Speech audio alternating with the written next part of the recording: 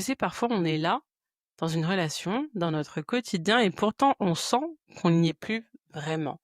On répond, on sourit, on fait comme il faut, mais il y a comme un flottement, un truc en nous qui commence à se décaler. Et un jour on se pose juste 2 secondes et on se demande: «Mais où je suis, moi, dans tout ça?»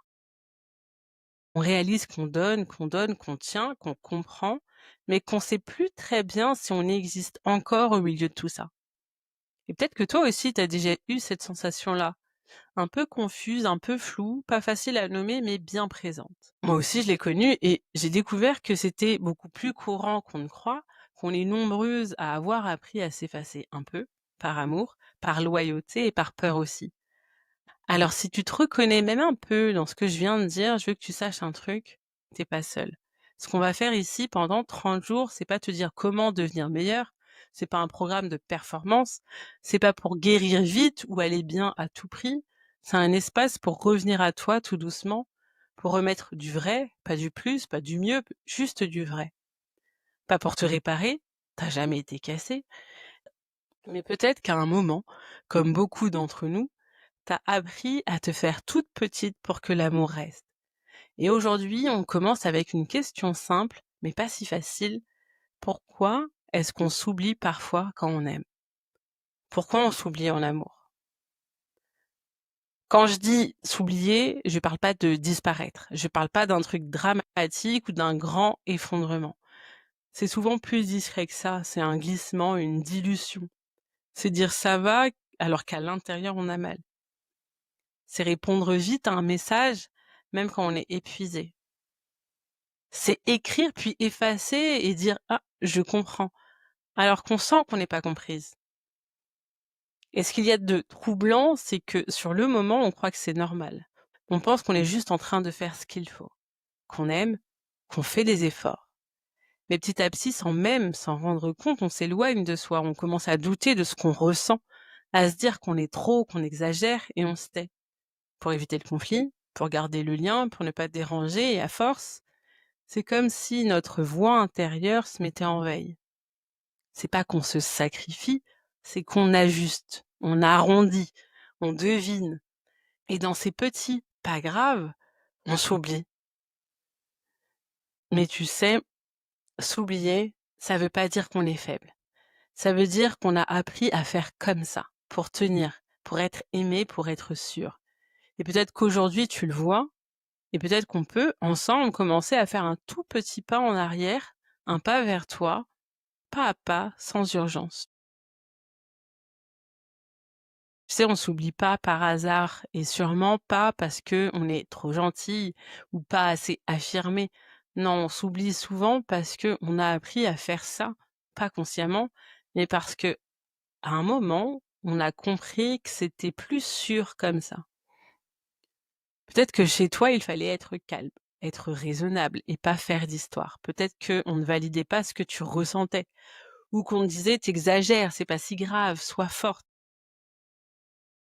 Alors très tôt, tu as peut-être appris à t'ajuster, à deviner ce que l'autre attend, à t'effacer un peu quand tu sens que l'autre est agacé, à devenir celle qui s'adapte, qui comprend, qui anticipe.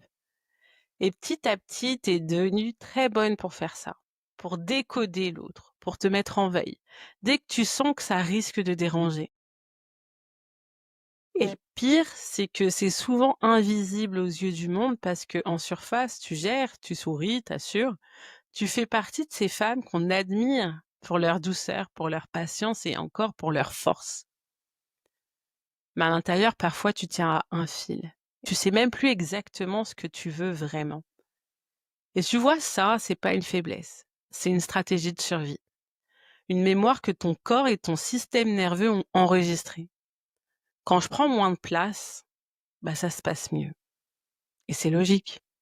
Si enfant, exprimer ce que tu ressens ne servait à rien, ou alors était mal accueilli, t'as fini par ne plus le faire. Pas parce que tu as oublié comment on fait, mais parce que ton corps a enregistré que c'était dangereux pour toi. Alors aujourd'hui, même dans une relation qui n'a rien à voir avec ton passé, bah, ce réflexe y revient. Ce réflexe de te faire toute petite pour garder l'amour. de ne pas trop en demander, de faire attention à ne pas être trop. Et je te le dis avec tout mon cœur, tu pas trop. Tu as juste été trop longtemps seule à porter le lien. Et peut-être que là, maintenant, tu peux commencer à voir. Pas pour t'en vouloir, mais pour te dire: «OK, c'est pas moi le problème, c'est une mémoire en moi qui agit comme si j'étais encore en danger». Et rien que ça, de le voir, ça change déjà beaucoup de choses. Ce qui est compliqué avec cet oubli de soi, c'est qu'il ne se voit pas à l'œil nu, pas tout de suite. Tu vis, tu ris, tu travailles, tu prends soin des autres, tu continues à être là, fonctionnelle, généreuse, et pourtant il y a quelque chose en toi qui se rétracte tout doucement. Tu relis un message 3 fois avant de l'envoyer. Tu attends le bon moment pour parler, un moment qui n'arrive jamais vraiment. Tu sens un truc qui coince, mais tu te dis: «Bah, c'est pas si grave. Il est fatigué, il va changer».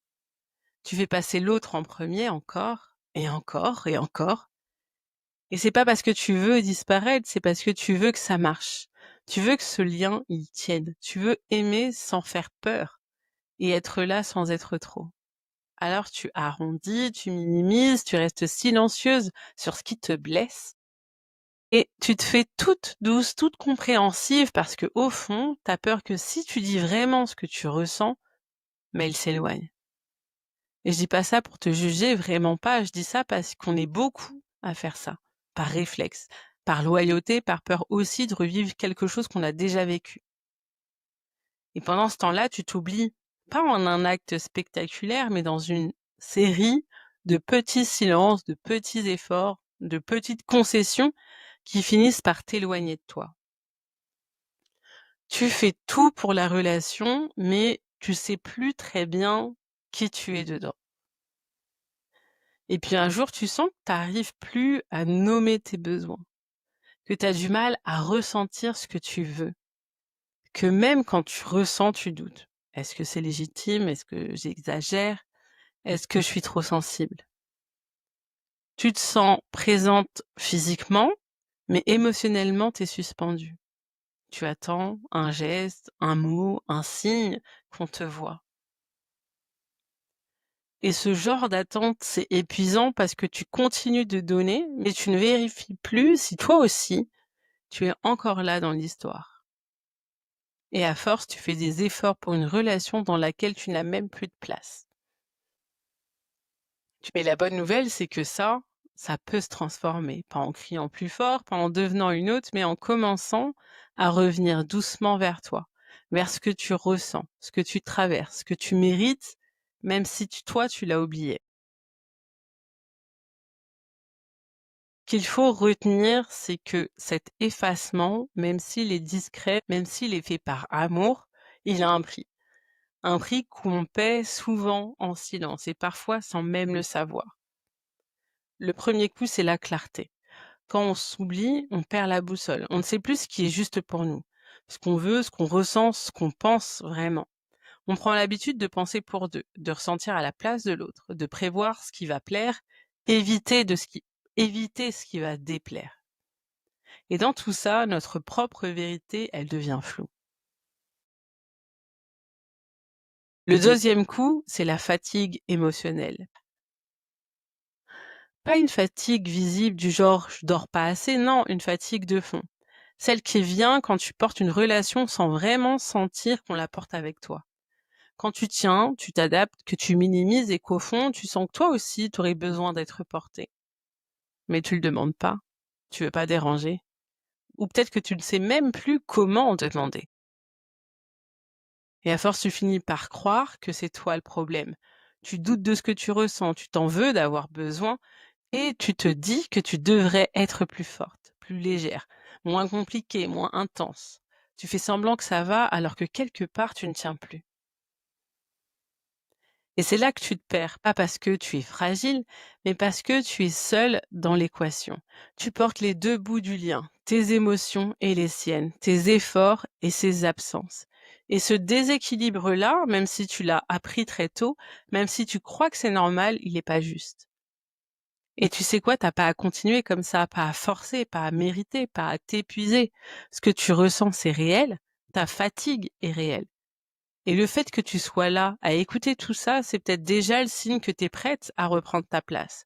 Doucement, pas en criant, mais en disant: «Je suis là, pour moi».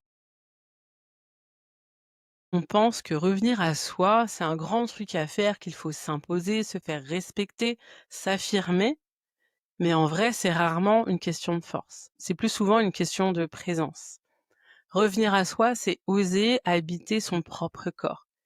C'est ne plus vivre suspendu à l'attente d'un message. C'est ne plus douter de chaque mot qu'on dit. C'est se reconnecter à ce qui est juste pour soi, même si l'autre ne le comprend pas. Et non, ça veut pas dire devenir égoïste, ça veut juste dire je ne veux plus me quitter pour rester dans une relation.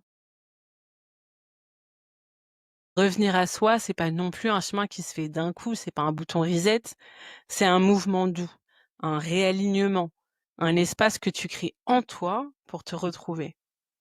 C'est dans un silence, c'est dans une respiration, dans un nom que tu dis même si tu trembles. C'est dans une décision aussi minuscule soit-elle de ne plus t'excuser d'être là avec ce que tu ressens, ce que tu veux, ce que tu es. Revenir à soi, parfois, ça commence simplement par oser se regarder avec tendresse et se dire: «J'ai fait de mon mieux, mais là j'ai besoin de revenir à moi». Pas pour partir, pas pour tout casser, mais pour ne plus me quitter, moi. T'as pas à tout savoir, t'as pas à avoir un plan parfait, t'as juste à écouter ce qui, en toi, commence à dire doucement: «Je veux me choisir» et je suis là avec toi pour marcher sur ce chemin à tes côtés. Alors aujourd'hui, je vais pas te demander de changer ta vie, je vais juste te proposer d'observer avec douceur, avec curiosité, comme si tu mettais une petite lampe sur, des endroits que tu ne regardes plus trop aujourd'hui. Observe quand tu baisses les yeux alors que tu aurais pu parler. Quand tu dis: «C'est pas grave», alors qu'en vrai, ça t'a touché. Quand tu ravales un besoin pour garder la paix. Quand tu souris, mais qu'en dedans, tu te replies un peu. Et si tu veux poser un mot ici pour toi, pour ancrer, pour laisser une trace, tu peux juste écrire cette phrase: «Je veux revenir là où je me suis laissée». Ça, c'est une intention, une main tendue vers toi-même. T'as pas besoin de tout comprendre, juste de sentir que c'est le bon moment pour revenir. Et si ce premier jour a résonné pour toi, abonne-toi pour recevoir la suite. Et si tu penses à quelqu'un que ça pourrait toucher, partage cet épisode. Tu ne sais jamais ce que ça peut ouvrir chez l'autre. Demain, on va parler de ce vide. Tu sais, ce moment où tout semble s'arrêter, où il ne se passe rien, mais à l'intérieur, tu sens un trou béant. Ce vide, il fait peur, mais il n'est pas contre toi. Il te montre peut-être juste la place que tu as laissée en suspens. Demain, même heure, même douceur, je serai là. Merci d'avoir été là pour ce premier pas. Tu ne t'es jamais vraiment perdu, tu t'es juste éloigné un peu et ce programme, il est là pour ça, pour t'aider à revenir doucement vers toi. Si tu découvres cet audio en cours de route, le programme Revenir à soi a commencé le 1er août, mais tu peux tout à fait le rejoindre maintenant, là où tu en es aujourd'hui. C'est un chemin qui se vit à ton rythme, pas à la montre. Chaque jour, je t'invite à un moment intime, un espace pour respirer, poser les masques et doucement te retrouver, pas pour te transformer, mais pour te revenir. T'as pas besoin d'être prête, juste d'avoir envie d'arrêter de te quitter. Tu veux nous rejoindre, je t'invite à lire toutes les informations que j'ai mis en description pour pouvoir t'inscrire au programme. T'es pas en retard, t'arrives exactement quand il faut.